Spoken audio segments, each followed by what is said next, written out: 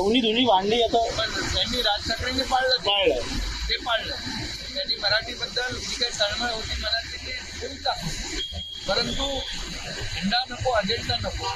दुसऱ्यांनी मात्र स्वार्थाचा झेंडा आणि सत्तेचा अजेंडा पूर्णपणे बोलून दाखवला. तर त्यांच्या मनामध्ये काय, पोटात काय ते पोटावर आलं. त्यामुळे मराठी माणसाचं खऱ्या अर्थाने जी अपेक्षा होती अपेक्षा भंग झाला. खरं म्हणजे आम्हाला वाटलं होतं की ते पहिले येऊन माफी मागतील, कारण हिंदी अनिवार्य करण्याचं काम त्यांच्या मुख्यमंत्री काळातच झालं. त्यामुळे त्यांनी तो डॉक्टर माशेलकर साहेबांचा अहवाल स्वीकृत केला, मान्यता दिली, सगळं दिलं. आम्ही तर अनिवार्य हा शब्द काढून टाकला आणि त्याला हिंदीला स्थगिती देऊन टाकली.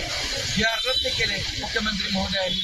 त्यामुळे आम्हाला वाटलं होतं की त्यांनी केलेलं चुकीचं कुठंतरी परिमार्जन करायला माफी मागतील आणि यांच्याकडून काय अपेक्षा आहे तर पूर्णपणे